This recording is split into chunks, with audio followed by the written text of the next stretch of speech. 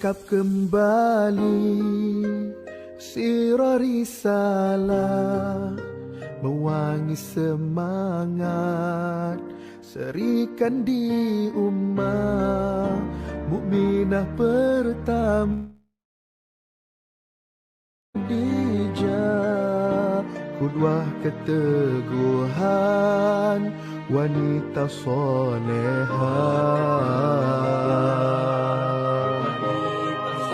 Dia at-tahirah, hadiah Allah dari rahimnya, zuriat mulia, hidupnya disanjung, perginya dikenang, wanita terbaik Sayyidatina Khadijah. Harta jiwa raga, bukti kesungguhan, tak luntur semangat demi kebenaran. Sebagai istri, penebus suami, sebagai ibu, pendidik generasi, Hartawan dermawan, serikan di terbilang.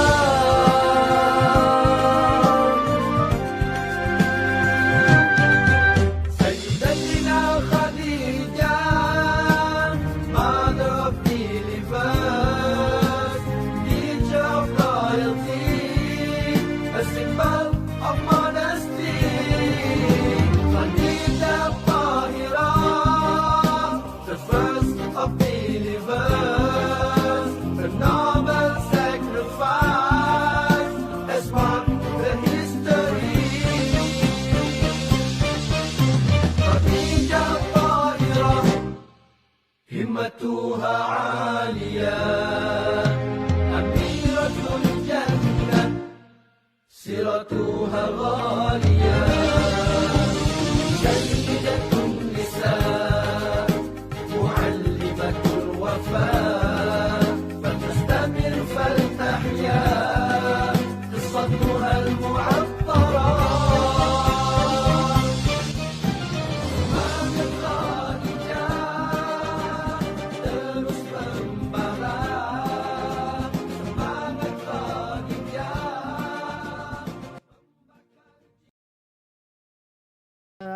Cak Nusuri ni, di mana kita kebetulan pula dengan COVID.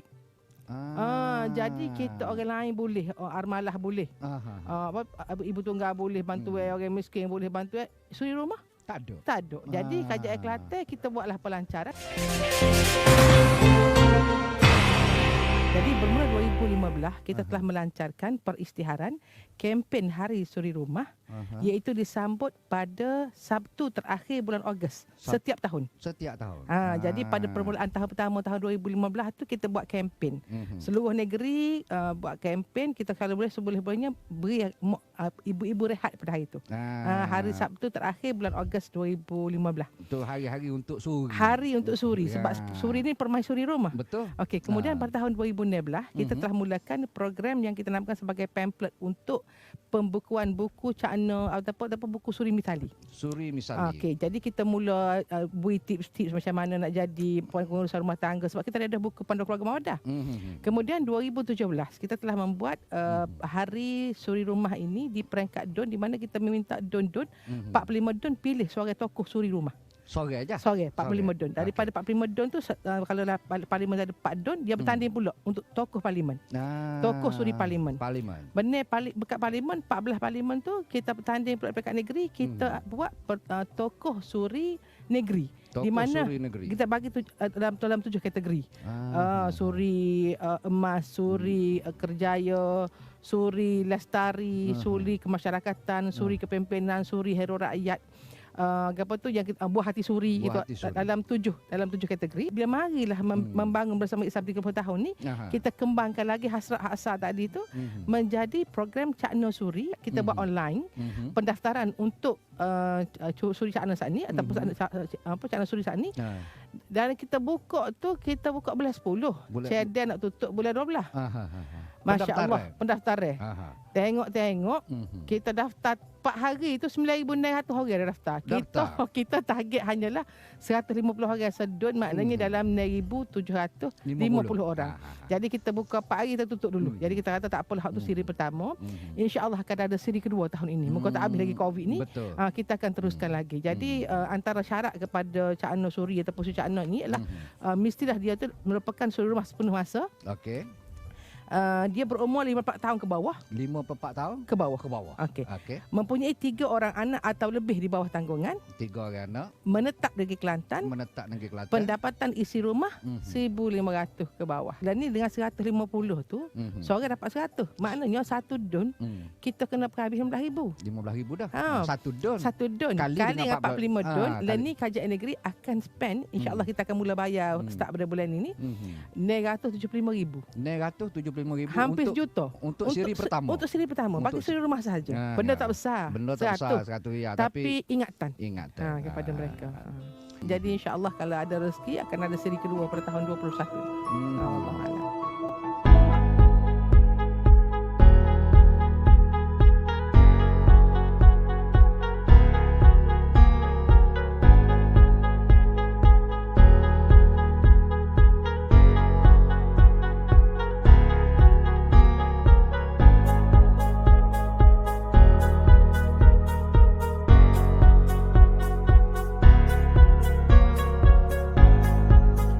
اللهم صل على سيدنا محمد وعلى آل سيدنا محمد. اللهم صل على سيدنا محمد وعلى آل سيدنا محمد. اللهم صل على سيدنا محمد وعلى آل سيدنا محمد. أعوذ بالله من الشيطان الرجيم. بسم الله الرحمن الرحيم. الحمد لله رب العالمين. الصلاة والسلام على أشرف الأنبياء والمرسلين وعلى آله وصحبه أجمعين. قال رب اشرح لي صدري ويسر لي أمري واحلل عقدة من لساني يفقه قولي واجعل لي وزيرا من أهلي هارون أخي اشدد به أزري وأشركه في أمري كي نسبحك كثيرا ونذكرك كثيرا إنك كنت بنا بصيرا. رب يسر ولا تعسر وتمم بالخير. سبحانك لا علم لنا إلا ما علمتنا إنك أنت العليم الحكيم. ولا حول ولا قوة إلا بالله العلي العظيم. الحمد لله الحمد لله الحمد لله.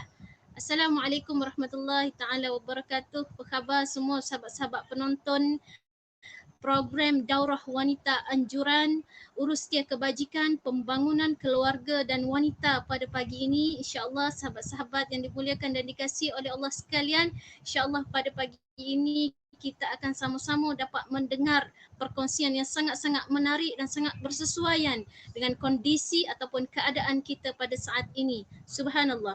Baiklah, untuk memulakan majlis ataupun program daurah wanita kita pada pagi ini, marilah sama-sama kita membaca Ummul Kitab Al-Fatihah.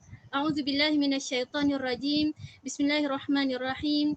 Alhamdulillahirabbil alamin. Arrahmanirrahim. مالك يوم الدين. إياك نعبد وإياك نستعين. اهدنا الصراط المستقيم صراط الذين أنعمت عليهم غير المغضوب عليهم ولا الضالين.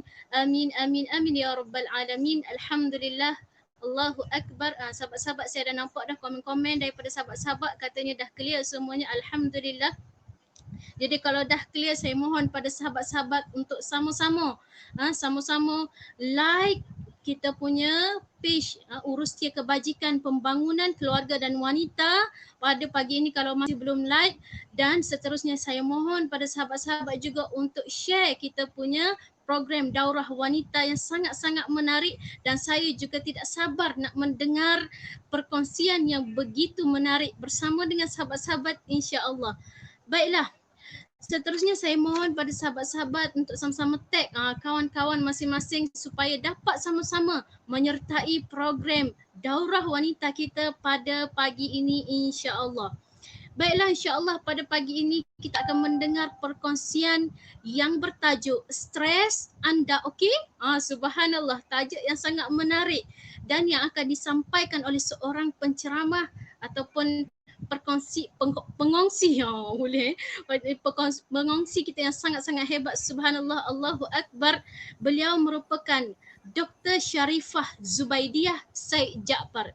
Jadi untuk mulakan untuk saya nak lepaskan program ini kepada Dr. Sharifah Zubaidiah Said Jaafar, saya nak memperkenalkan sedikit sebanyak latar belakang beliau. Baiklah, beliau merupakan anak jati Kelantan dan sekarang menetap di Kelantan. Subhanallah. Beliau telah berkahwin dan dikurniakan 5 orang anak. Beliau telah mendapat ijazah perubatan dari Trinity College Dublin, Ireland pada tahun 2000 dan seterusnya beliau bekerja sebagai pegawai perubatan pada tahun 2000 di HUSM, Klinik Kesihatan Batu Gajah dan RHRPZ2. Dan seterusnya beliau menyambung pembelajaran beliau dalam sarjana perubatan dalam bidang psikiatri di USM pada tahun 2006 sehingga 2010. Masya Allah. Dan beliau berpengalaman menjadi pakar psikiatri di Hospital Raja Perempuan Zainab II, Hospital Tanah Merah dan Hospital University Science Malaysia. Masya Allah. Dan sekarang beliau bertugas sebagai seorang pensyarah perubatan dan pakar psikiatri di PPSP USM semenjak tahun 2013 sehinggalah sekarang. Maknanya orang yang bakal menyampaikan perkongsian pada hari ini bukan calang-calang orang. Subhanallah, Allahu Akbar. Saya dah nampak Dr. Sharifah dekat skrin kita pada pagi ini. InsyaAllah Doktor, sihat ke? InsyaAllah. Boleh respon sikit? Alhamdulillah sihat. Alhamdulillah sihat, Najat. Alhamdulillah. Okey, baik. Terima kasih Doktor. Baiklah, Doktor bersiaran dari mana ni ya? Sekarang saya dekat USM, dekat Jabatan Sekretari lah. Oh, Masya Allah, subhanallah, Dekat Jabatan Allahu Akbar. Baik, terima kasih Doktor. Terima kasih Doktor sudi bersama dengan sahabat-sahabat muslimat kita pada pagi ini insya-Allah ya. Okey, baiklah. Sebelum saya nak saya nak bagi kan program ini sepenuhnya pada Doktor, saya nak mohon pada sahabat-sahabat yang bersama pada pagi ini untuk sama-sama menyertai pertandingan catatan daurah wanita terbaik. Masya Allah. Pertandingan ini sangat menarik untuk sahabat-sahabat penonton untuk sama-sama menyertai. Maknanya sahabat-sahabat boleh catat apa-apa pengisian yang menarik dekat syarat-syaratnya insya-Allah akan diberikan oleh Urustia nanti di ruang komen nanti insya-Allah. Jadi untuk makluman semua, setiap kali daurah kita akan cari siapa yang akan buat catatan terbaik seramai berapa orang? 6 orang. Dan anda akan mendapat hadiah wang tunai sebanyak RM50. Masya Allah, subhanallah, untuk setiap pemenang. Jadi insya-Allah syarat-syarat akan dipinkan oleh oleh Urustia selepas ini insya-Allah. Jadi sahabat-sahabat itu nampak ya syarat-syarat tu sahabat-sahabat boleh tengok insya-Allah. Jadi sahabat-sahabat boleh sertai sama-sama insya-Allah. Moga-moga Allah kurniakan yang terbaik untuk sahabat-sahabat. Jadi saya tak nak cakap panjang sebab saya pun nak mendengar kupasan yang sangat menarik berkait dengan tajuk stres anda okey. Masya-Allah, subhanallah. Jadi saya serahkan program daurah wanita kepada Dr. Sharifah Zubaidiah. Dipersilakan. Terima kasih Najat. Assalamualaikum warahmatullahi wabarakatuh. Sahabat-sahabat sekalian, saya ucapkan juga terima kasih kepada UKEWA, Urustia Kebajikan Pembangunan Keluarga dan Wanita, sebab sudi menjemput saya untuk berkongsi sedikit tentang stres anda okey. Okey, saya ada nak share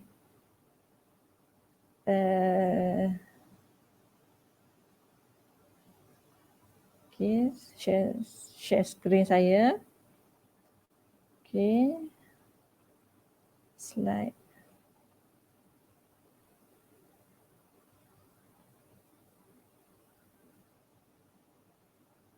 Okey, nampak kan? Okey. So jadi saya diberi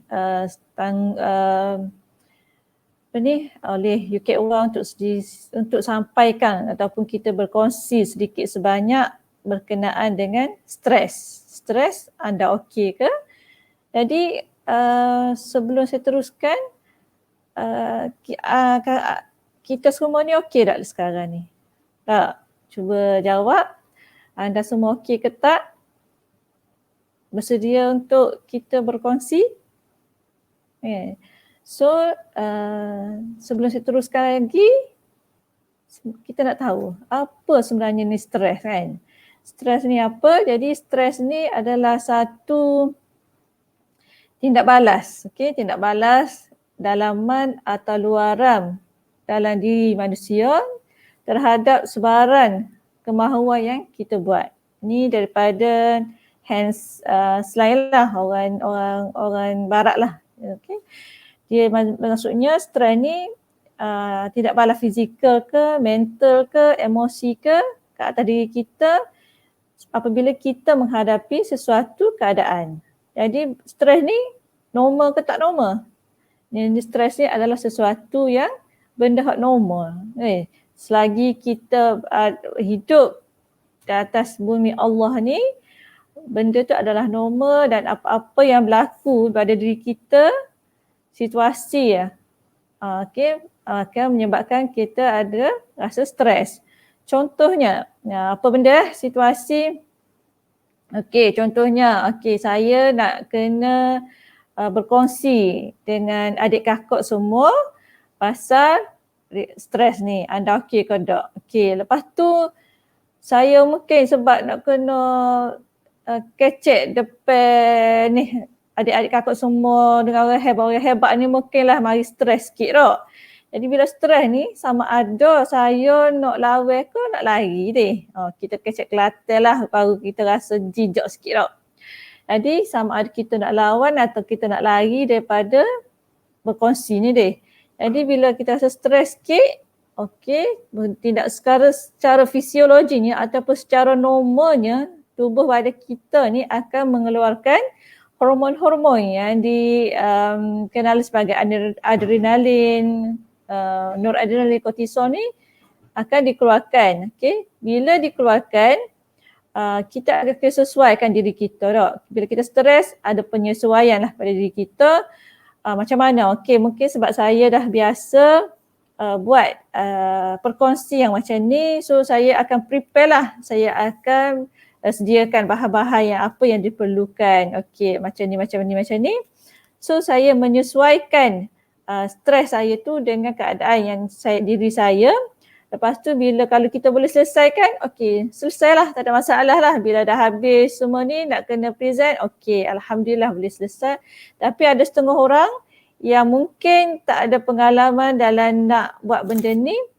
So dia akan jadi satu benda yang bermasalah pada diri dia. Kalau dia tak boleh menyesuaikan diri, bila tak boleh nak sesuaikan diri, tak boleh nak buat benda-benda gini, jadi ada masalah. So di sinilah yang kita tak nak, bila stres tu yang menyebabkan masalah kepada diri kita. Jadi kalau boleh ada cara menyelesaikan diri yang bagus, boleh selesai, tak ada masalah deh.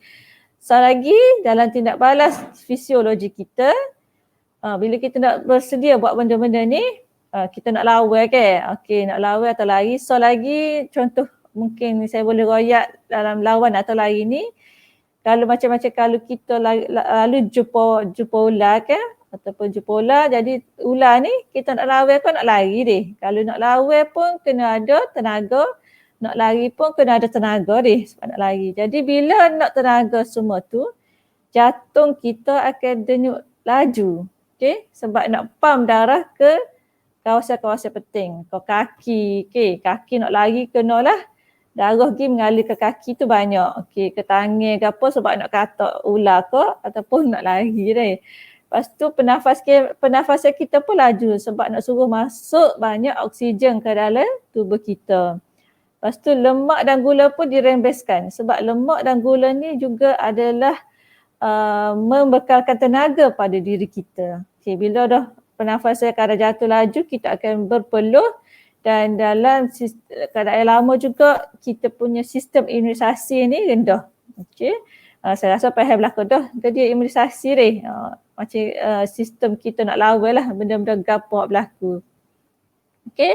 Lepas tu apa kaitannya stres dengan prestasi diri kita ni? Stres sebenarnya molek bukannya tak molek Ada molek, ada tak molek. bila ni graf prestasi dia, kita nak buat gapo, ni stres kita kan.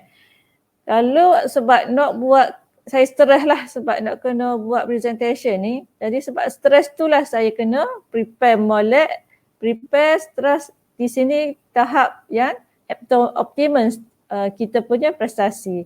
Kalau kita tak stres, kita punya prestasi mungkin tak bagus kan sebab kita tak prepare, tak rasa takut ke apa kan.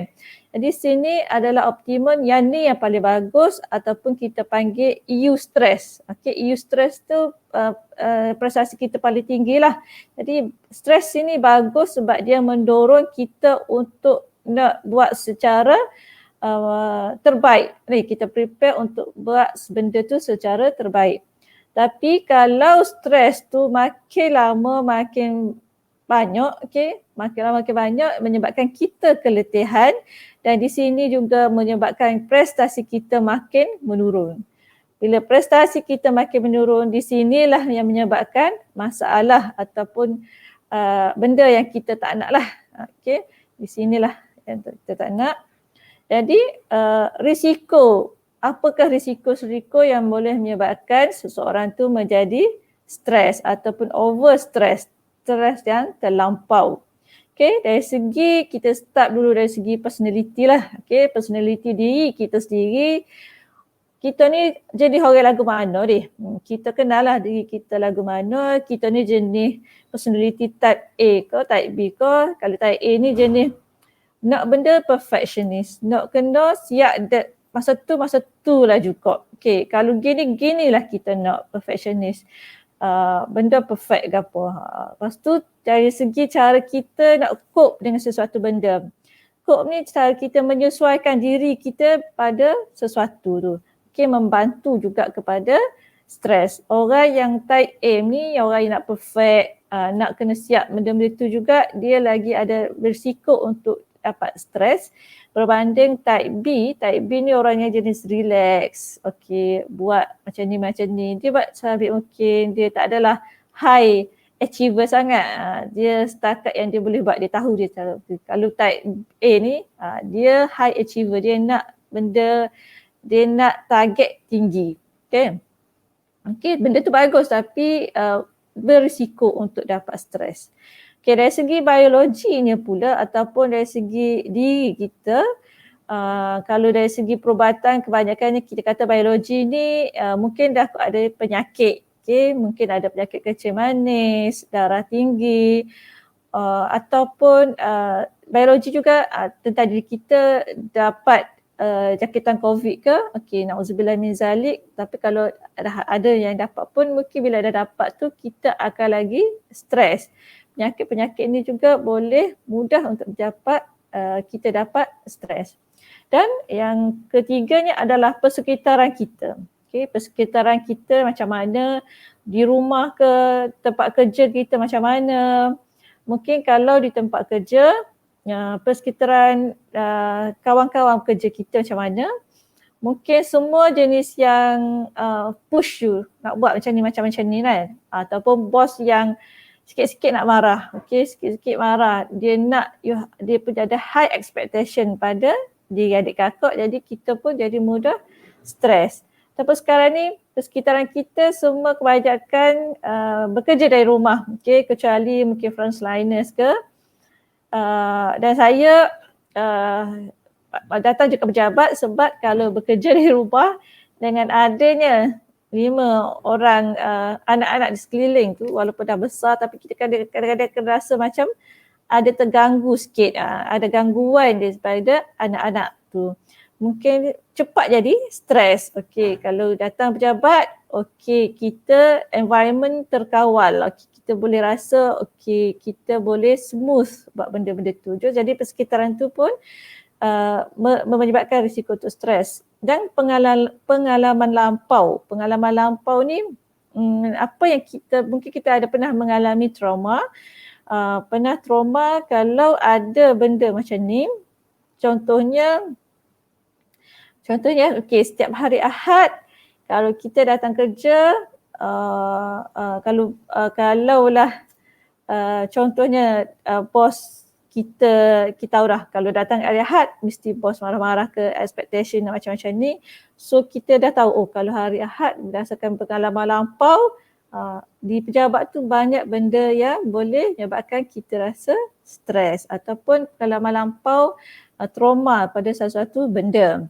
Okay, dan sosial ni juga dari segi lebih kurang macam persekitaran tapi dia lebih kepada pergaulan diri dari segi kawan, keluarga juga. Mungkin ada juga keluarga tu dalam ahli keluarga kita juga ada ahli keluarga yang boleh menyebabkan kita mudah untuk rasa stres. Okey, ahli keluarga yang tidak memberi sokongan juga boleh menyebabkan kita mudah untuk mendapat risiko untuk dapat stres. Okey. Lepas tu macam mana kita nak tahu yang kita ni ada stres yang melampau. Okey, stres yang melampau. Okey, contohnya saya bahagikan dari segi fizikal, psikologi dan tingkah laku. Okey, dari segi fizikalnya, dari segi diri kita secara fizikalnya bila ada stres tadi, yang contohnya secara fiziologinya jantung kita berdenyut laju, mungkin kita akan rasa berdebar-debar. Okey, kata kenaling deh, mudah rasa kenaling. Tu tanda-tanda stres. Tak kira buat gapo pun sehari sampai daripada pagi sampai malam pun duk kenaling lah, duk kenaling juga deh. Lepas tu mungkin getah tangan ke, mari getah, mulut berasa kering. Okay, mulut kering, sakit kepala, mudah migraine, sakit kepala, lepas tu tidur pun terganggu. Tak boleh nak tidur malam. Okay, tak boleh nak tidur malam sebab banyak duk mikir, jadi banyak stres. Itu pun boleh berlaku. Okay, itu daripada fizikal. Dari segi psikologinya, ataupun psikologi ataupun pemikiran kita lah. Dari segi psikologinya, kita akan jadi cepat gelisah. Tak sedap duduk duduk segi pun tak kena, duduk atas kursi pun tak kena, tidur pun tak kena belakang deh, gelisah. Lepas tu cepat marah. Tak boleh selah sikit, melentenglah kitanya. Okay? Anak nak tanya benda sikit je, marah ke anak. Anak lah jadi mangsanya. Okay? Lepas tu bimbang, mudah bimbang. Okay, nanti ke jadi gini tak, bimbang, rusing seumur. Okay? Kurang daya tumpuan ataupun mudah lupa. Kita tak ingat dah kita letak mana anak koci tadi. Balik rumah, tak ingat letak anak koci kereta mana, pas nak tubik pula cari anak koci kereta kita deh. Keliling rumah duk cari, pas kau marah ke anak, duk mana anak koci kereta, duk marah siapa ambil anak koci kereta Umi tadi deh. Mudah marah, mudah lupa dan sedih. Mudah sedih, mudah nak teriak, emosi tak stabil. Itu dari segi psikologi.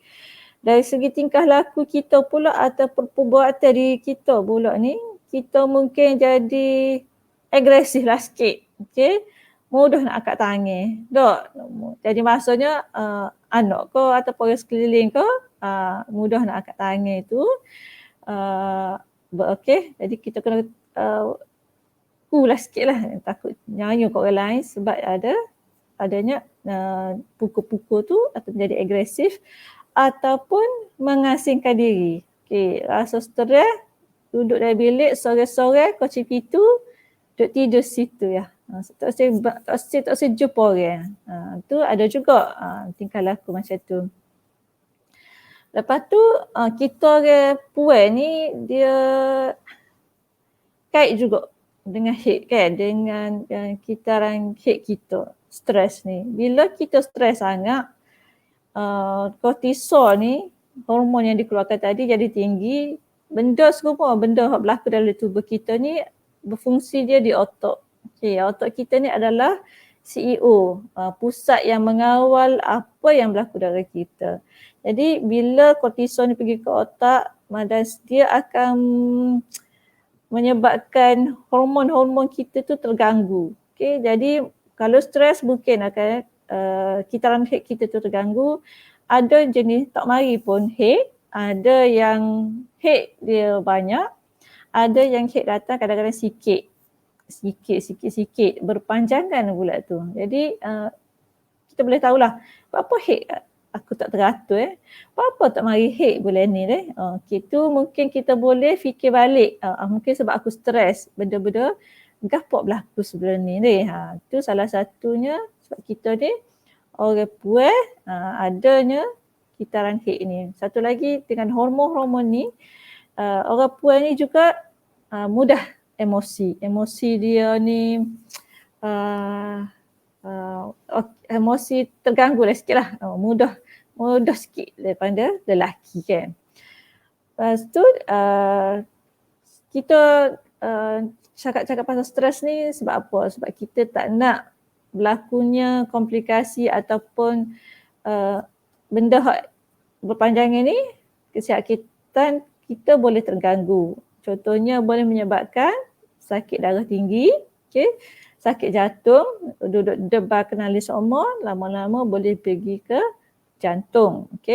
Boleh menyebabkan asma ataupun lelah ataupun stres tu juga boleh menyebabkan lelah tu makin kuat, makin teruk, makin cepat berlaku, makin kerap berlaku. Lepas tu gastrik, orang mudah jadi gastrik bila kita stres, asid tu makin banyak dikeluarkan dan gastrik tu mungkin jadi akan lagi teruk. Migraine atau sakit kepala, lepas tu penyakit kencing manis. Tadi antara tanda fisiologi tadi, gula dan lemak banyak dirembeskan. Kalau ada yang masalah dengan insulin, boleh menyebabkan kencing manis tu lagi bertambah teruk. Boleh menyebabkan sakit belakang yang kronik, kolesterol tinggi sebabnya kortisol tadi dikeluarkan. Banyak kortisol. Kolesterol tinggi, lemak banyak, membesarlah kita dengan gembira je. Tambah-tambah lagi dekat rumah ni, PDPR lagi, PKP-nya lagi. So makin lebar lah kita kan. Ni pada diri sendiri jugalah. And then kita tak naknya adalah penyakit mental. Saya sebagai dari segi bekerja dalam bidang sakit mental ni boleh menyebabkan kesihatan mental kita terganggu, menyebabkan penyakit mental. Yang paling banyak penyakit mental disebabkan oleh stres adalah kemurungan, ataupun anxiety, keresahan. Dan yang paling kita tak nak adalah menyebabkan suicide ataupun bunuh diri. Akhir-akhir ni banyaklah kita dengar daripada berita-berita pasal bunuh diri. Sebabnya stres yang melampau, mereka mengambil keputusan ataupun disebabkan keburungan yang melampau terjadinya kejadian bunuh diri ni kan. Jadi kita boleh, kalau boleh kita tak naklah benda tu berlaku. Dari segi berapa banyak peratus masalah kesihatan mental ni, tahun 2015 Malaysian National Health Mobility Survey ada buat kajian. Di Malaysia ni kalau kanak-kanak dalam 5 hingga 15 tahun 12%, kalau dewasa ni 30% lah lebih kurang. Maksudnya dalam 10 orang, 3 orang tu boleh mengalami sakit mental. Di Kelantan kita ni dewasa 40% lebih kurang deh. 40% dalam kalau 10 orang tu 4 orang boleh sakit mental. Dalam 5 orang, 2 orang tu boleh dapat sakit mental kan. Masalah kesihatan mental. Orang yang luar bandar lebih banyak sikit lah daripada orang di kawasan bandar, dan perempuan lagi tinggi berbanding lelaki.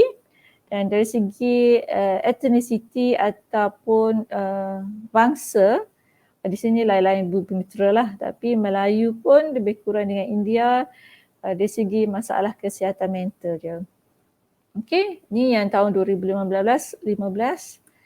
Jadi macam yang saya cakap tadi, apa itu bezanya masalah kesihatan mental dengan penyakit mental? Tadi yang sebincang tadi adalah dari segi masalah kesihatan mental.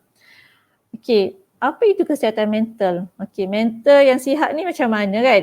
Okey, mental yang sihat ni, orang yang sihat mental ni, dia adalah seseorang yang menyedari tentang potensi diri dia. Dia boleh berdaya tindak terhadap stres. Maksudnya kalau stres berlaku, dia tahu nak buat macam mana. Okey. Dan bila dia boleh berdaya tindak atau kesesuaian dengan stres tu, dia boleh bekerja dengan produktif dan boleh menyumbang kepada masyarakat. Ini orang yang sihat mental. Jadi kalaulah dia tidak boleh bertindak dengan stres tu, maksudnya dia tak boleh nak hadapi stres tu dengan betul. Jadi dia tak boleh buat kerja dengan produktif. Okay. Bila kerja tak produktif, dia tak boleh nak sumbang kepada masyarakat. Okey, di sinilah adanya berlakunya masalah kesihatan mental.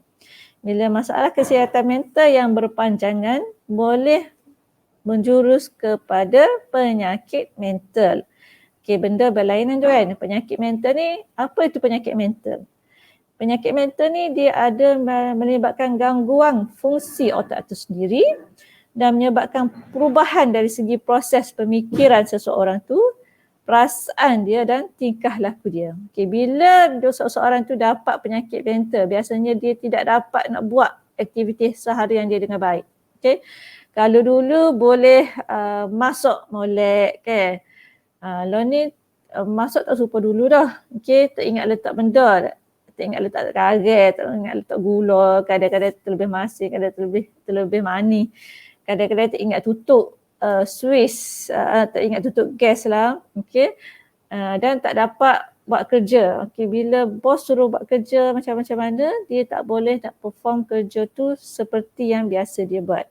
Okey. Menyebabkan proses pemikiran, perasaan dan tingkah laku dia tu maksudnya kecelaruan lah. Okey, penyakit mental ni kecelaruan mental. Kalau kemurungan ni, penyakit kemurungan ni menyebabkan bila dia sedih sangat-sangat tu sehinggalah tadilah yang tu paling teruk lah dia bunuh diri. Sebelum bunuh diri tu mungkinlah bila sedih sangat, kemurungan tu terlampau sangat, dia tak boleh tumpu perhatian, dia tak boleh nak buat kerja dengan baik. Okey, dia tak boleh tak ada minat nak buat apa-apa.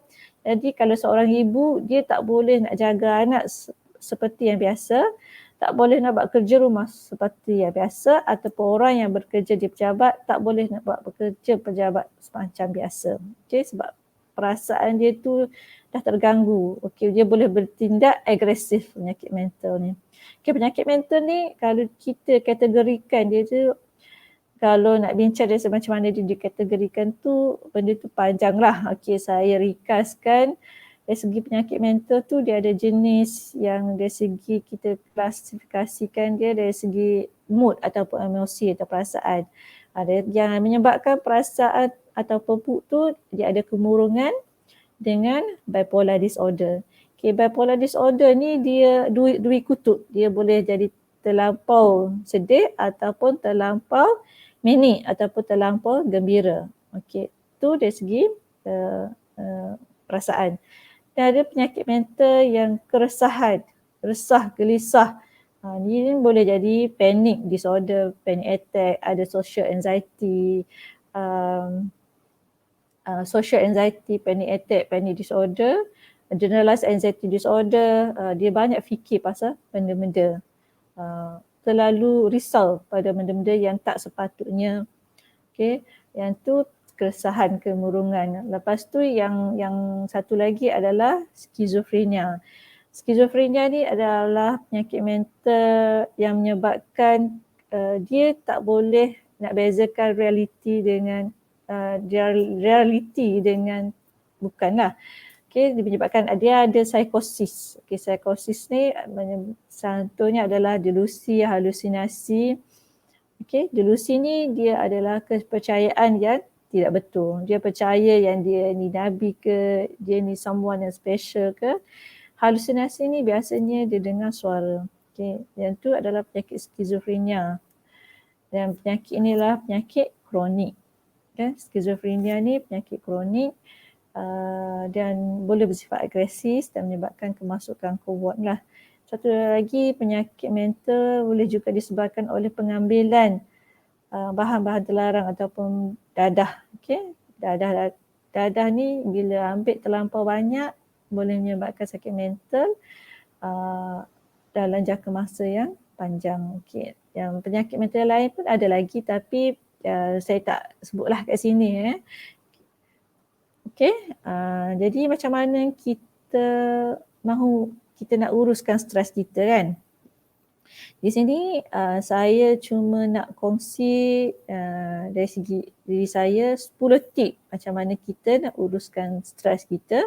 Mungkin ada orang yang dah pernah dengar pasal benda ni, jadi kita berkongsi dan mungkin kita nak refresh balik, okay? Nak ingat balik macam mana nak uruskan stres ni. Jadi kalau ikut saya letak RAS, okay? Ada 3 R, 1 A dan 6 S. Jadi 10 tip. Okay. Yang pertama sekali, rehat. Okay. Kita kena rehat secukupnya supaya kita tidak terlampau stres menyebabkan keletihan, kelesuan. Okay. Memang rehat ni adalah penting. Okay. Bila rehat secukupnya, dia melibatkan juga dengan tidur. Tidur kena cukup. Kalau tidur tak cukup, masalah lah diri kita sebab otak kita tak rehat secukupnya. Dan pastikan tidur kita tu ikut fisiologi, okey. Tidur kena tidur malam, bukan tidur siang. Okey, tidur siang tu ada juga memang kena tidur sebab terlalu rehat, terlalu letih. Tapi jangan tidur siang banyak sangat sehingga kan malam kita tak tidur.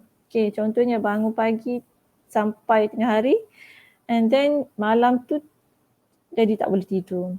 So pastikan rutin rhythm, sleep rhythm kita, tidur kita adalah kita tidur malam sebab ada hormon yang dikeluarkan membantu kita untuk tidur, melatonin, okay, dikeluarkan waktu malam.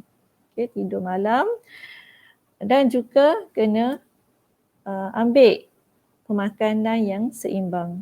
Pemakanan yang seimbang membantu membekalkan nutrisi kepada badan kita, memberi kepada tenaga kita dan makanan seimbang juga boleh memberi mood pada kita, membantu kita rasa seronok sikit. Okay? Yang tu pastikan makan kena seimbang. Jangan makan jajan-jajan tu, benda-benda segera tu.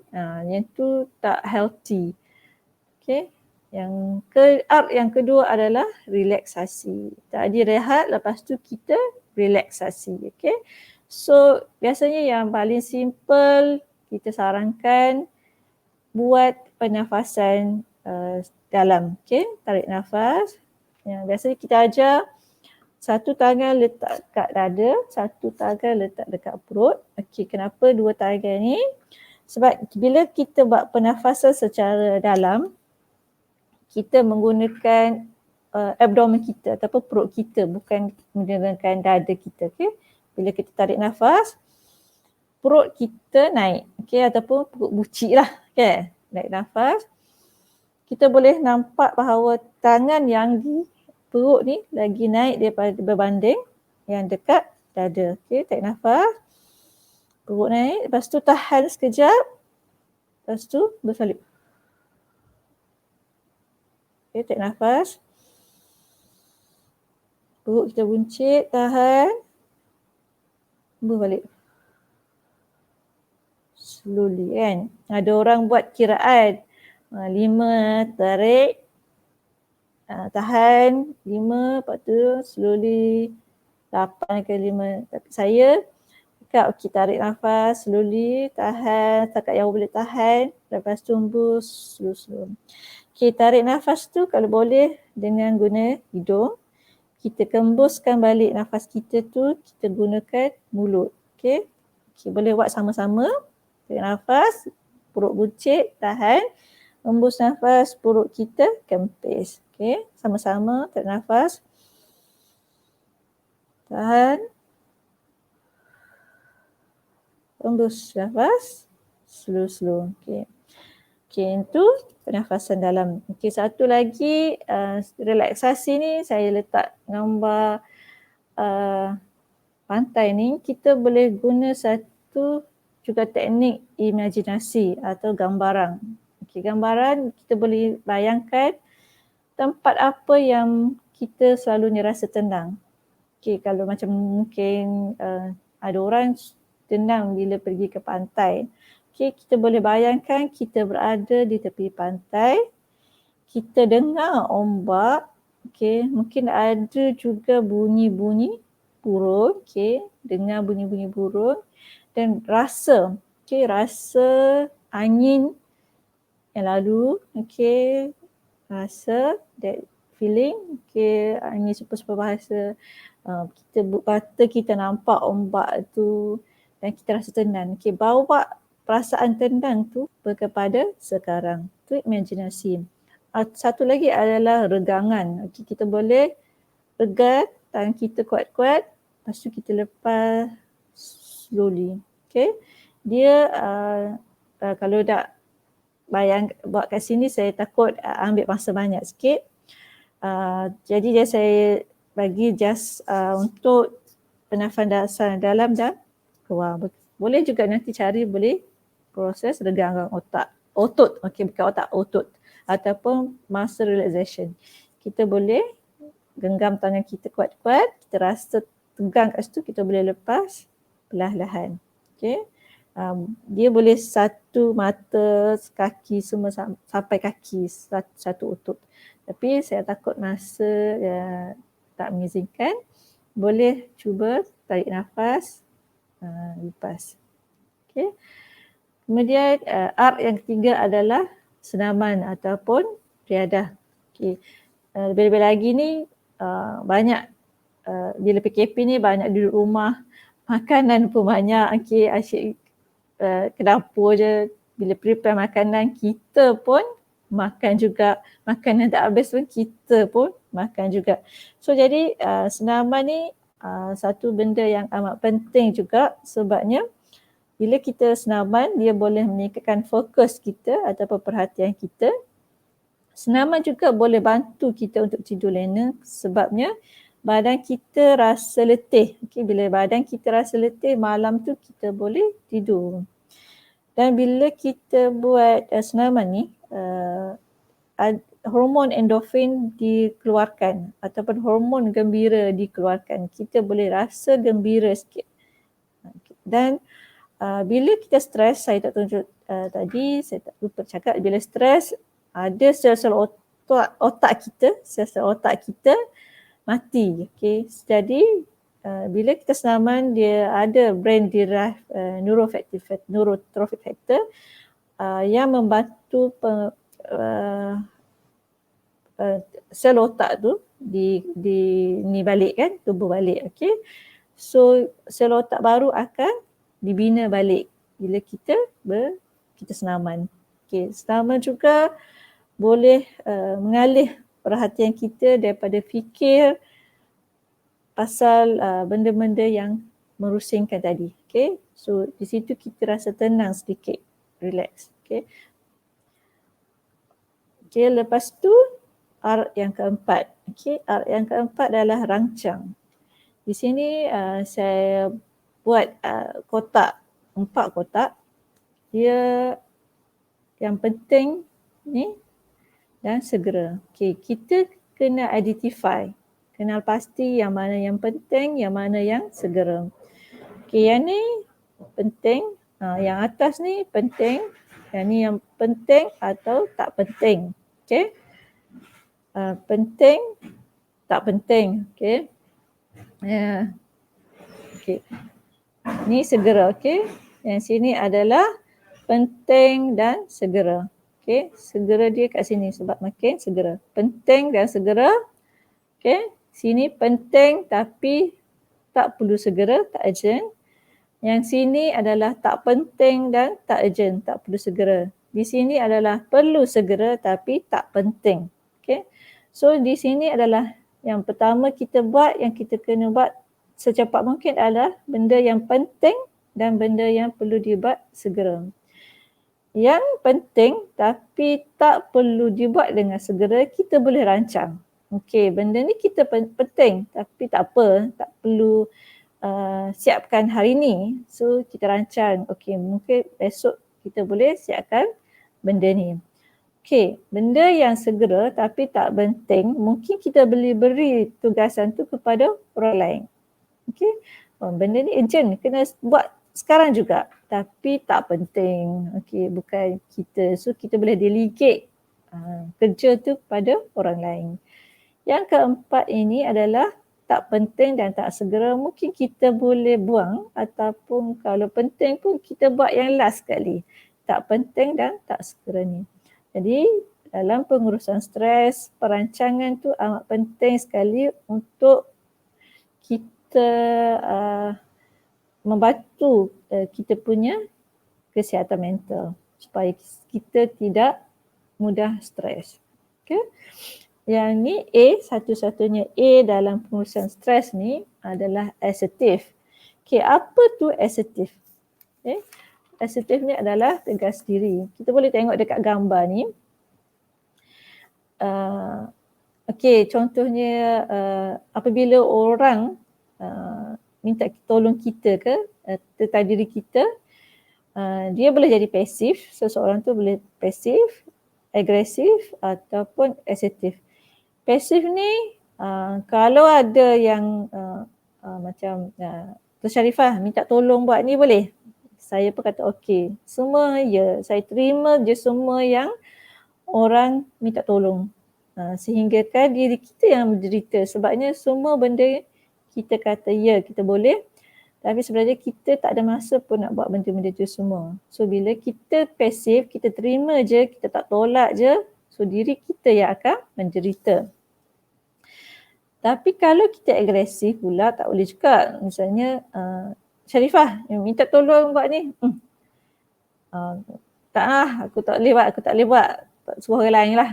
Maksud kita terus tolak ataupun menyebabkan orang lain mungkin akan menderita. Ataupun kawan kita pun mungkin tak akan mungkin akan ada yang terasa hati.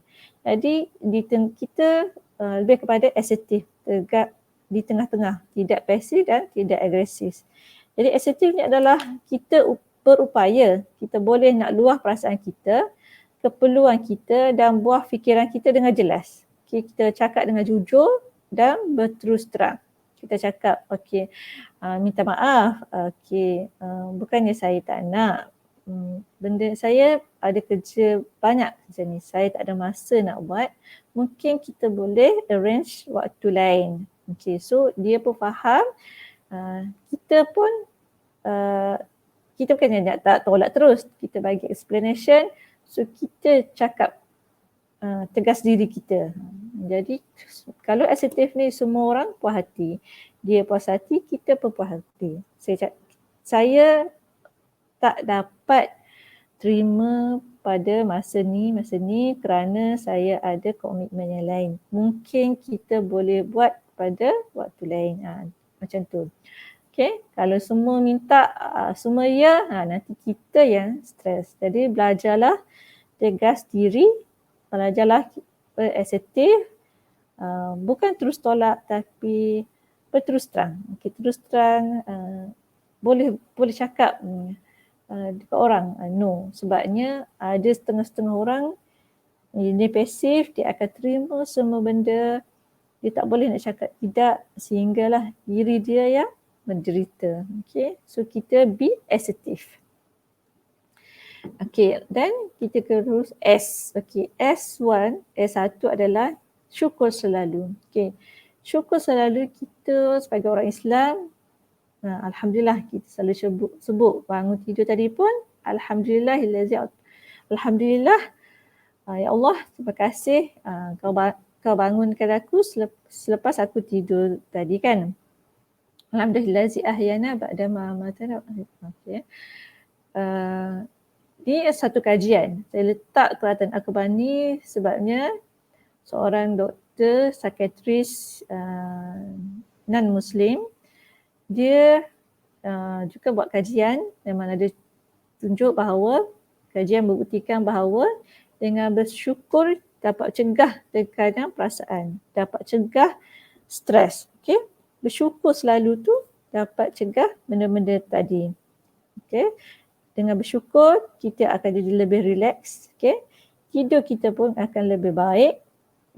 Hormon kortisol tadi yang lemak tadi tu kurang. Okey, jadi kurang, tekanan darah kita pun kurang dan kita lebih resilience ataupun kita mudah kalau ada masalah kita boleh rebound balik, kita boleh bertindak balik untuk kembali kuat. Okey, jadi syukur selalu. Ramai yang nampak benda ni remeh-temeh kan, tapi sebenarnya dalam Islam juga cakap kita kenalah bersyukur selalu dengan apa yang kita ada. Okay. Kita jangan tengok orang yang lagi tinggi dari kita, tapi kita tengok orang yang mungkin tak mampu buat daripada kita. Okay. Kita stres, mungkin kita tak dapat buat benda yang di expect tu lah. Okay. Tak mampu nak buat macam yang kawan kita buat kan. Kita nampak kawan kita tu boleh buat benda ni macam-macam ni. Tapi kita cakap Alhamdulillah kita boleh buat setakat yang kita buat. Dengan cakap Alhamdulillah ni, dia membantu kita nampak positif pada diri kita. Jangan duk cakap aku ni tak berguna, aku ni buat benda ni pun tak boleh kan. Benda sikit dia pun aku tak boleh buat. Dia akan jadi lepas satu negatif tu. Jadi kita dengan perasaan syukur selalu ni membantu keadaan benda yang positif. Okey, yang yang kedua adalah senyum. Simple je, tak nak stres. Kita senyum. Kajian pula buat, dia kata orang yang senyum ni dia letak pensel, dia gigit pensel tu. Dia gigit pensel ataupun senyum dengan rela, dengan senyum buat-buat ataupun buat macam ni je. Sebenarnya kajian menunjukkan dia kedua-duanya relax, senang. Bila kita senyum tu, otot-otot muka kita ni dia bertindak ataupun sebab kita nak senyum semua muscle contraction, ada dopamin, endorfin, serotonin ni dikeluarkan. Semua ni adalah hormon-hormon gembira. Bila kita hormon gembira, kita akan rasa relax, kita tenang. Dalam hadis pun Rasulullah pun suruh kita senyum. Senyum itu sedekah. Dan senyum kajian juga. Kita tak nampak yang impactnya Rasulullah cakap, tu ajaran Islam cakap senyum itu sedekah, senyumlah jumpa kawan kita senyum kan. Kajian ni yang dibuat oleh Barat pun senyum sebenarnya boleh berjangkit.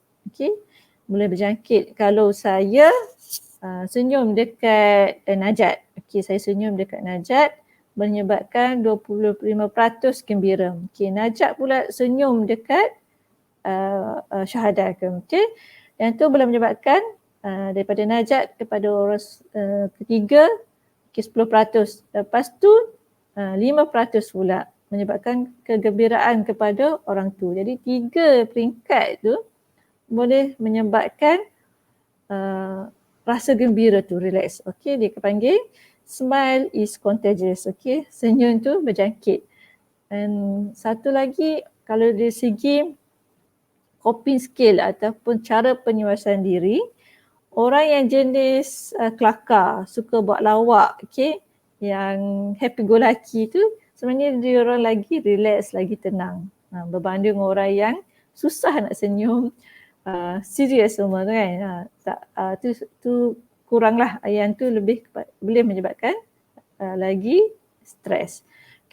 So jangan jumpa je mana-mana senyum. Jumpa siapa-siapa senyum. Senyum itu sedekah dan senyum juga boleh menyebabkan mental kita sihat. S yang ketiga, bersangka baik. Ataupun dalam Islam kita kata husnuzon kan.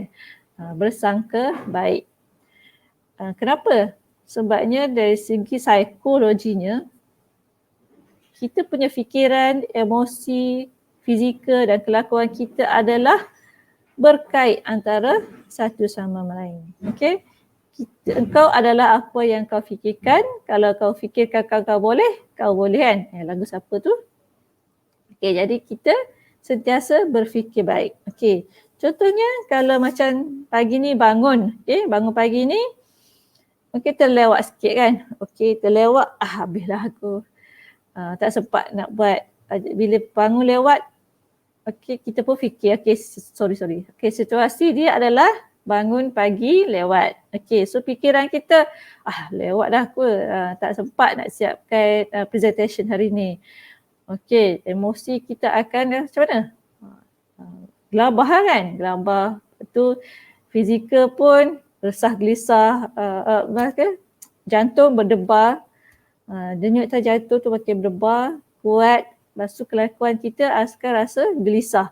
Gelisah, tak boleh duduk, nak duduk pun tak boleh, nak buat presentation pun tak boleh. So makin rasa tak boleh nak perform perfect. Makin emosi dan lagi nervous, fizikal lagi berdebar jantung. So dia akan berterus jadi kitaran. Okay. Kalau kita bersangka baik, situasi bangun, terlewat bangun, fikiran kata insyaAllah aku boleh siapkan presentation hari ni. So kita punya emosi sure akan jadi relax. Really relax. Fizikal kita pun, jantung kita pun macam biasa. Boleh tak adalah berdebar. So relax, tenang. Kelakuan pun kita boleh duduk dengan tenang dan siapkan presentation kita. Itu contoh bersangka baik. Ataupun contohnya sekarang ni banyak media-media, social media. Dekat social media banyak benda-benda yang berita-berita kan, berita-berita yang palsu, berita-berita yang tak tentu. Dia dapat je kita terus ada bersangka buruk dengan sesuatu benda tu. Sebab kan kita kena tabayun dulu kan. Kena check dulu benda tu betul ke tak. So selagi benda tu tak betul, so kita just contohnya situasi dapat WhatsApp benda-benda ni. Contohnya kita tak sure lagi, jiran rumah positif COVID. Kita teruklah nanti kita dapat semua kan. Kita just kata fikir rumah, tak apa, kita tengok je lah dulu kan, betul ke tak.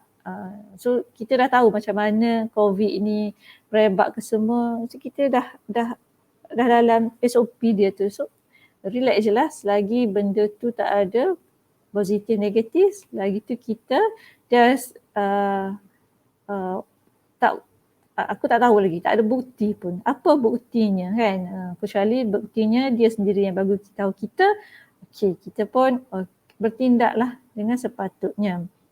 Sekarang ni banyak kadang-kadang WhatsApp tu berita-berita yang tak tentu kan, tak sepatutnya. Jadi kita berfikirlah positif, sentiasa berfikiran positif.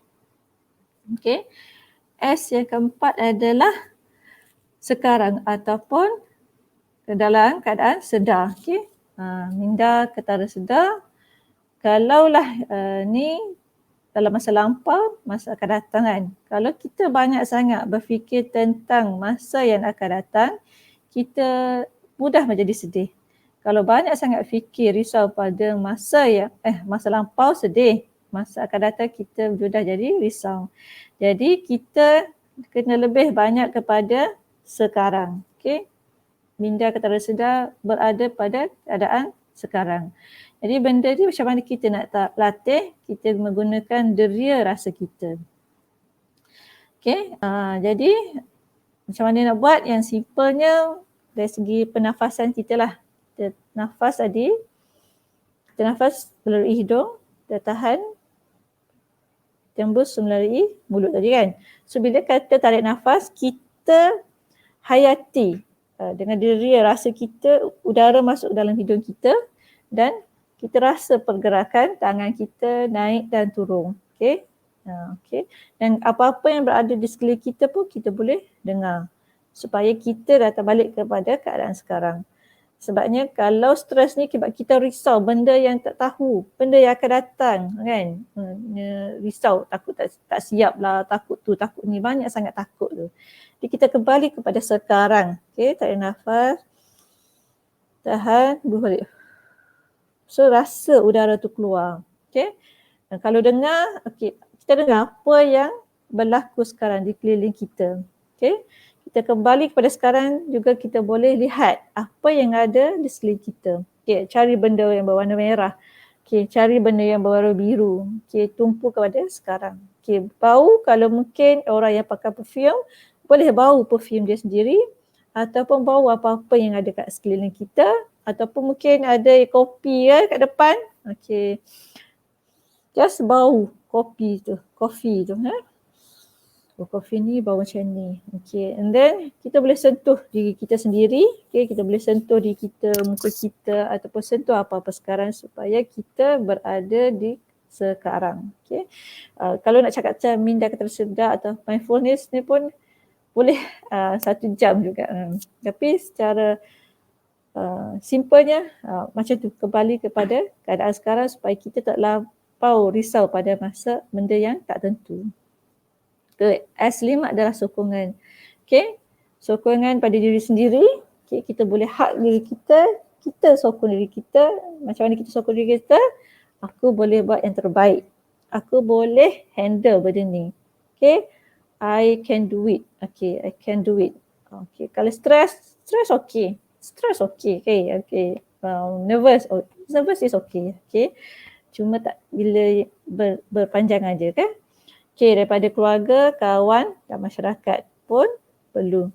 Dan kita sebagai seorang kawan, sebagai ahli keluarga pun kita sokong kawan kita sokong ahli keluarga kita.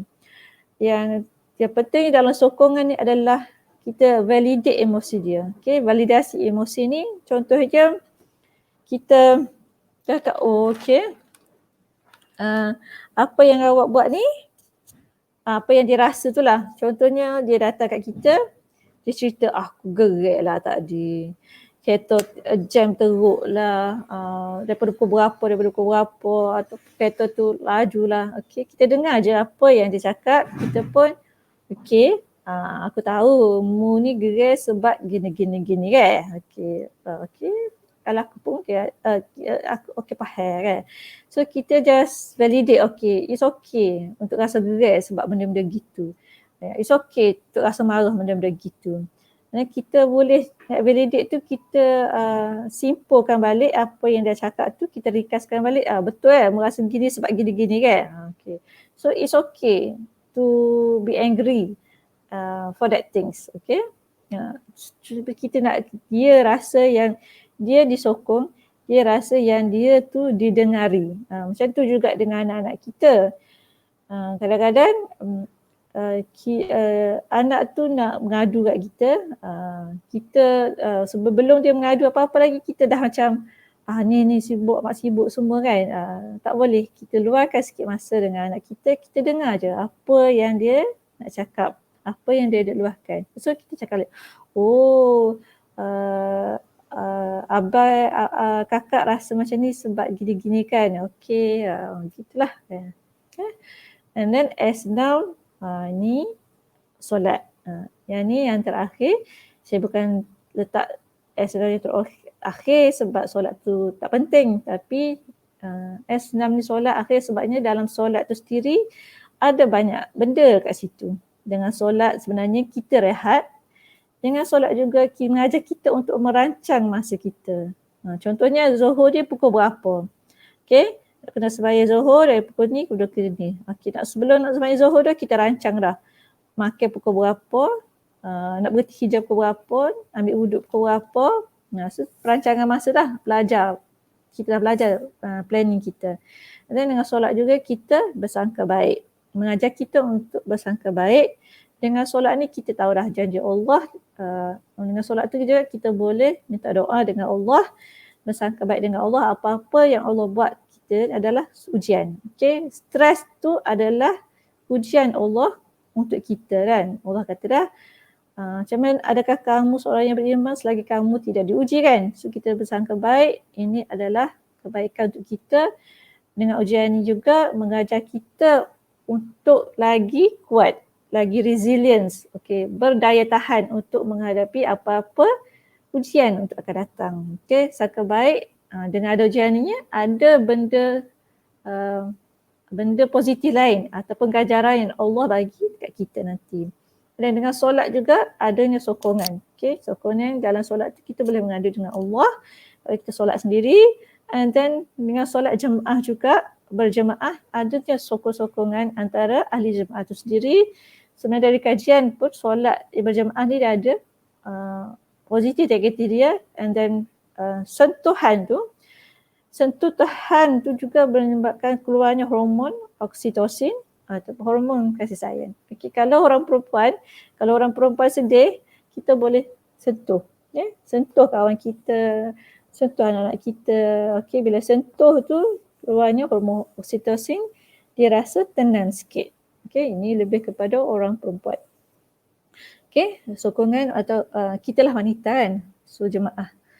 Dan dalam solat juga ada senaman, kita bangkit, kita rukut, kita sujud kan, bangun rukut sujud kan. Itu part of senaman. Kajian juga menunjukkan dengan melakukan solat yang betul boleh menyebabkan kurangnya penyakit-penyakit sakit pinggang, sakit belakang, artritis ataupun gout. Dalam sujud, dalam solat juga kita sujud. Kajian juga menunjukkan bahawa dalam keadaan sujud tu banyak oksigen yang mengalir dekat kita punya otak. Otak kita depan ni dipanggil prefrontal cortex, adalah pusat yang buat fikiran, buat judgement, buat keputusan di depan ni. So bila kita solat, oksigen banyak ke situ. So membantu kita fokus, membantu kita tenang, dan juga minda ketara sedar. Tadi saya cakap minda ketara sedar ni adalah kita fokus kepada masa sekarang. So dalam solat tu dia ada rukun yang kita kena dengar. Macam Al-Fatihah kita kena dengar kan bacaan kita. Kalau tak dengar tu maksudnya tak sah kan solat kita. So dalam tu kita mengajar kita solat, so dia melatih kita untuk berada dalam keadaan sekarang. Ada juga yang macam dalam solat tu fikiran dia macam-macam lah. Tu saya lah semuanya bila masa solat ya. Mikir macam-macam lah nak masuk gapo. Kalau benda hilang tu masa solat tu lah jumpa tak. Tapi dalam solat juga boleh melatih kita untuk minda ketara sedar ke sekarang. Dan dalam solat juga mengajar kita bersyukur dengan apa yang kita ada. So ni tipnya, saya rasa masa lah ni. Kesimpulannya kat sini 3R, 1A dan 6S. Macam mana kita untuk menguruskan stres kita. Dan stres normal. It's okay to be stressed because it's a normal process. Yang pentingnya kita kendalikan stres kita dengan bijak. Dan kalau sekiranya ada tanda-tanda stres tu makin teruk ataupun berpanjangan dan menjejaskan fungsi harian kita, mana kita tak boleh perform macam biasa, segera dapatkan bantuan profesional ataupun dapatkan sokongan daripada keluarga dulu ke, cerita dengan orang yang kita boleh cerita dulu ke. Lepas tu kalau juga tak boleh nak selesaikan makin lagi teruk, dan dapatkan bantuan profesional. Dekat USM kita ada mentari dekat emergency tu tingkat 2, dekat situ dia boleh walk in je. And then no health without mental health. Kalau mental kita tak sihat, biasanya fizikal kita pun susah nak sihat. Mental sihat dan itu dah lah kesihatan. Dan ni ada beberapa nombor yang boleh kita hubungi sekiranya ada masalah apa-apa. Ataupun boleh je ke klinik kesihatan terdekat untuk dapatkan bantuan. So dengan itu saya rasa terima kasih banyak-banyak kerana sudi dengar apa yang saya duk berbual ni. Minta maaf kalau ada salah silap. Apa yang baik tu kita awak ambil semua, dan yang mana yang ni boleh consider lah. Saya serahkan balik kepada Najat.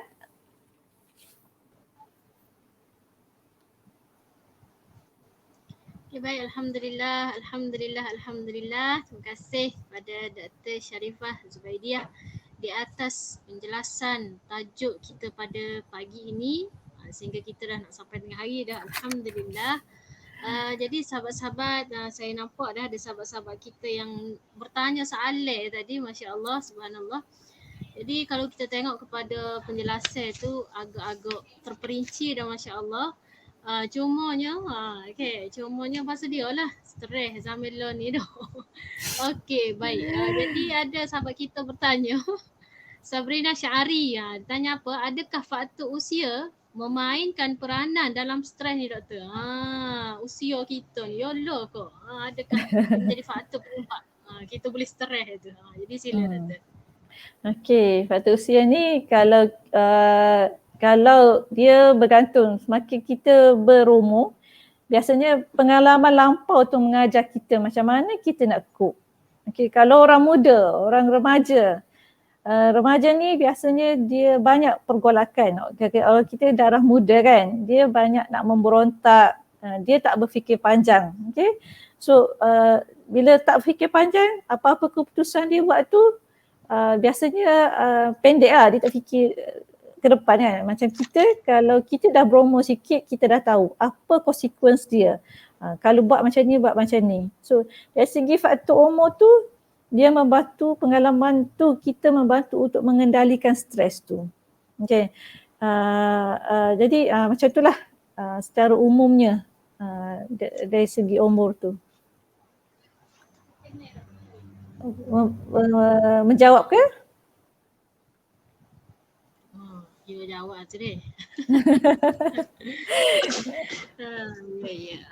Okey, baik, kita ada satu lagi soalan. Saya kira ni soalan last kot ya untuk kita. Tapi sebelum saya baca soalan, saya minta kepada sahabat-sahabat untuk sama-sama menyertai pertandingan catatan terbaik daurah wanita. Jadi syarat-syarat penyertaan telah di-share dalam ruang komen yang telah dipinkan. Jadi sahabat-sahabat boleh baca lagu mana nak menyertai. InsyaAllah ni okey, peserta akan dipilih dalam catatan terbaik daurah wanita ni, insyaAllah. Saya kira banyak dah yang doktor kongsi pada kita tadi, ilmu yang sangat-sangat menarik, subhanallah. Jadi untuk soalan yang terakhir lah untuk pagi ni, ya, insyaAllah. Jadi daripada saudari Nur Suraya, Assalamualaikum doktor. Macam mana nak hadapi orang yang mengalami masalah dan selalu melepaskan geram dia kepada kita? Oh gitu, macam doktor sebut tadilah. Apa tingkah laku tadi asal deh. Maknanya tiba-tiba jadi lagu tu dah. Cuma jadi macam mana kita nasihat dah tapi dia tak dengar. Dia kata dia ada pendirian dia sendiri. Ikut aku lah. Aku nak jadi gapo pun lain-lain gitu. Ini minta penjelasan sikit. Gitu payah lah kalau dia duduk ikut dia lah. Dia nak gapo-gapo dah. Payah mana tu. Cumanya mungkin kita boleh tanya dia balik Bila dia cerita kita dengar dulu. Okey, kita dengar dulu. Lepas tu kita bagi. Kamu sebab apa? Apa pilihan yang dia ada? Kadang-kadang kita tak nampak pilihan tu okey ke tak. Kita buat pilihan A, B, C kan. Okey, sebab apa buat gini? Dia melepaskan geram kat kita tu. Mesti ada benda yang berlaku kan. Okey, awak rasa apa yang awak buat ni okey ke tak? Membawa kebaikan ke tak bawa kebaikan kan? Kalau buat gini lagu mana? Kalau buat gini lagu mana? Kan? Jadi dia tak nampak apa dia buat tu menyebabkan banyak keburukan kepada diri dia sendiri. Jadi kita boleh list down apa yang okey, apa yang tak okey. Kadang-kadang pilihan lah. Satu lagi sebab tadi dia melepaskan marah dia kat kita, suruh dia dulu tarik nafas. Okey, nanti dulu. Kita ambil tarik nafas dulu, kita relax dulu deh. Ataupun kalau dia duduk day, kita mari duduk kecek molek lagi lah. Duduk lepas gerai kita kan. Ajak dia tarik nafas sekali. Hembus kan. Jom kita tarik nafas patah. Hembus. Kita buat sekali dengan dia, biar dia rasa relax. Benar. Ini like gapo benarnya ke. Cerita molek daripada A sampai B kan. Lepas tu kalau dia tak dengar juga, apa mun buat A, apa mun buat B, apa mun buat C Kamu kasut mana? Kalau buat A jadi gapo, buat B jadi gapo, kalau buat C jadi gapo. Jadi kalau dia tak dengar juga hak kita royak tu tak ada arah deh. Cuma kita tunjuk je jalan tapi keputusan tu adalah atas diri dia sendiri. Jadi macam konsep dia macam counselling lah, macam konsep counselling kita ni. Kalau kami dengar je apa yang dia cakap, lepas tu dia sendiri yang buat keputusan. Orang tu sendiri yang buat keputusan. Okey, kenapa nak buat keputusan ni, keputusan ni. So lah kali-kali dia tak dengar, dia nak buat keputusan dia juga, itu adalah dia lah sebab dia yang akan dapat baik dan buruk dia. Kita just berbantu je. Mungkin dia tak nampak kalau dia buat gini, jadi gini. Just kita bantu dia untuk tengok pilihan-pilihan yang ada. Untuk tak sedia marah kita adalah relaksasi tadi lah. Tarik nafas, tahan, buh balik. Tarik nafas, tahan, buh balik. Nah, so mungkin dia lepas dia cerita kita tu, dia dah habis rasa nak marah gerai dia tu, dia dah cool down sikit. Mungkin kita boleh kecek molek lah sikit deh. Gitulah serba sedikitnya. Ada lagi kau? Kalau kiranya tak ada dah soalan tu, macam boleh baca komen sikit lah. Ada sahabat kita, Syairah Nabilah ni, dia kata doktor mungkin dia orang tu lah, kok tadi yang dicerita kita tadi tu, orang lagu tu mungkin dia nak orang untuk mendengar instead of orang menasihatinya. Ada juga sahabat kita kata dia ni orang bangga diri. Mungkin tadi tu lah. So dia kadang-kadang macam tadi lah, dia just nak pelepah perasaan dia je lah. Kita dengar saja pun tak apa dah. Validasi emosi tadi lah. Okay ya, marah sebab dia tu. Yalah tak apa, biasa ya marah tu. Lepas ni tahu dah dia gitu, pepeh dia ragu tu tak apa lah dia. Jadi kadang-kadang kita dengar kawan-kawan kita ni kan, kita accept dia dah, kita cuba menerima dia seadanya dah. Kita tengok benda positif pada diri dia dan kita kurangkan negatif pasal diri dia. Okey, kalau hak negatif tu kita cuba ayat dia, kalau dia boleh dengar, okey. Tapi kita banyakkanlah positif. Kita komen ni aku sebab saya mu. Aku rasa mu gini-gini, tapi aku tahu mu ni baik, comel, jujur benar dah ke.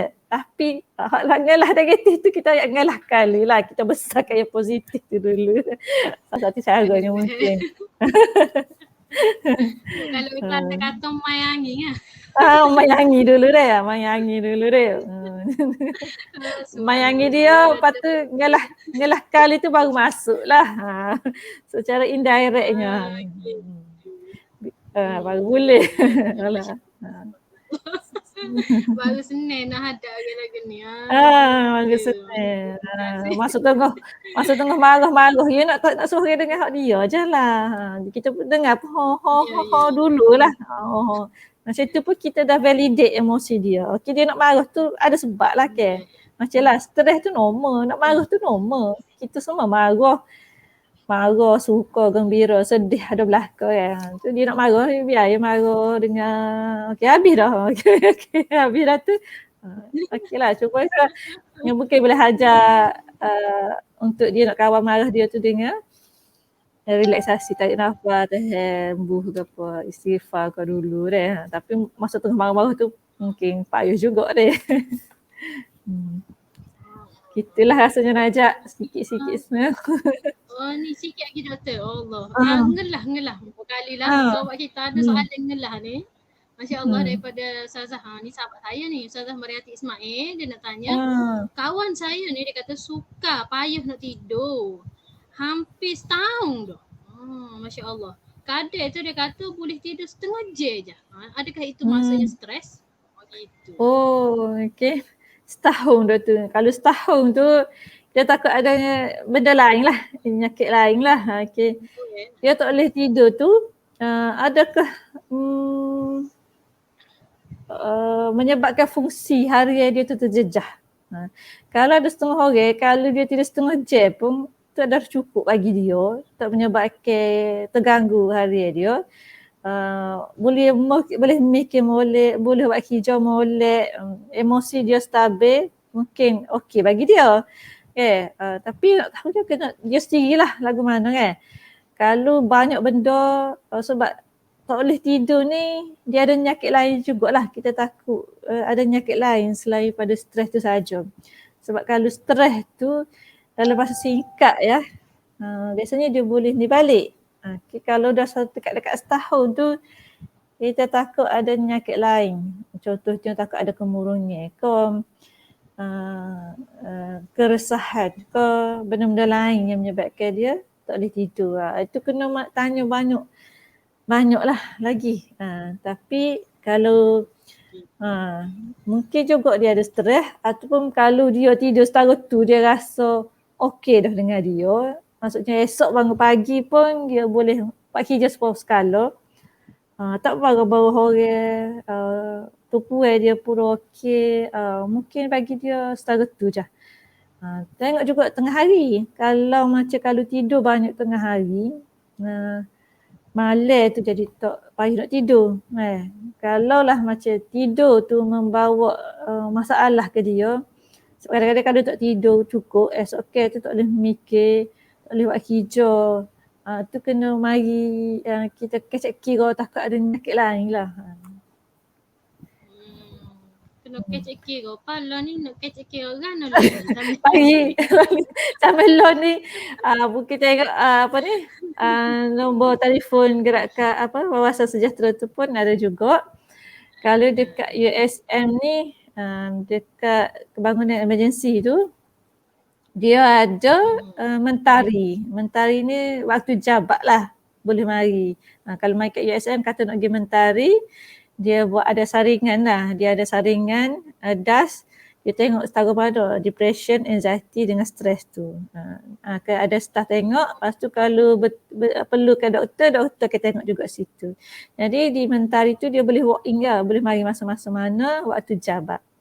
Kalau orang duduk dekat dengan klinik tag ada juga mentari situ. Mentari di klinik kesihatan Keteras.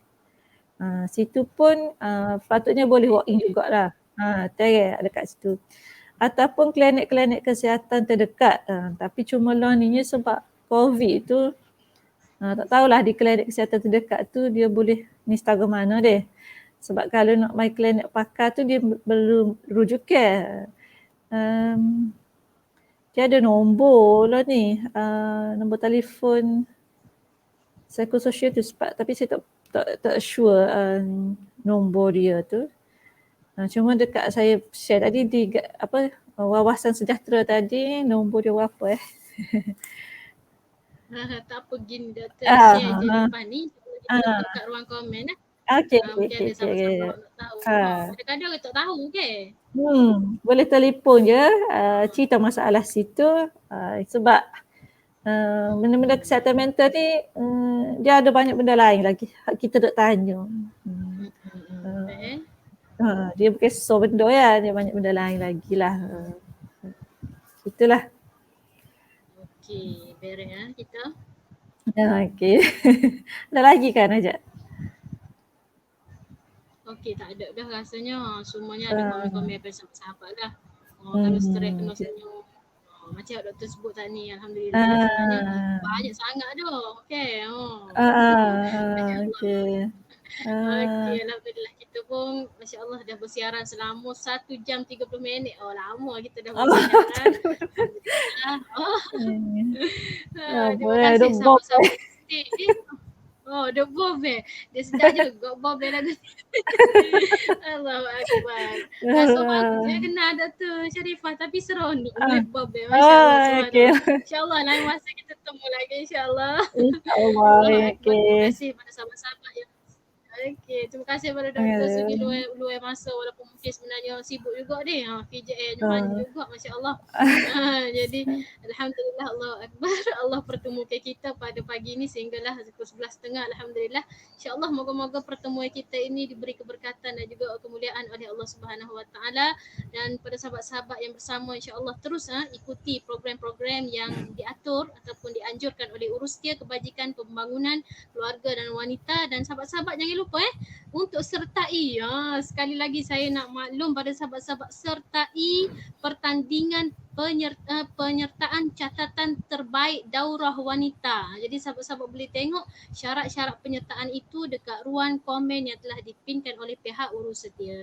Jadi saya kira cukuplah sekadar itu perkongsian yang sangat menarik pada pagi ini. InsyaAllah sahabat-sahabat, saya sebenarnya rasa macam tak cukup. Inilah ilmu ni sangat luas, masya-Allah. Kalau boleh nak boleh lagi nak lagi ilmu. Ilmu yang sangat-sangat hebat, masya-Allah. Saya ni belajar usuluddin, tapi bila kita belajar tentang kaunseling ni ataupun tentang psikologi, saya rasa macam ya Allah, seronok sangat. Rasa macam nilai tambah untuk diri saya yang serba kekurangan ini. Terima kasih sekali lagi kepada doktor yang sudi meluangkan masa, dan kepada sahabat-sahabat, insya-Allah kita akan anjurkan lagi program-program yang sangat-sangat menarik, insya-Allah. Jadi cukuplah sekadar itu, marilah sama-sama kita tutup pertemuan majlis ataupun program daurah wanita pada pagi ini.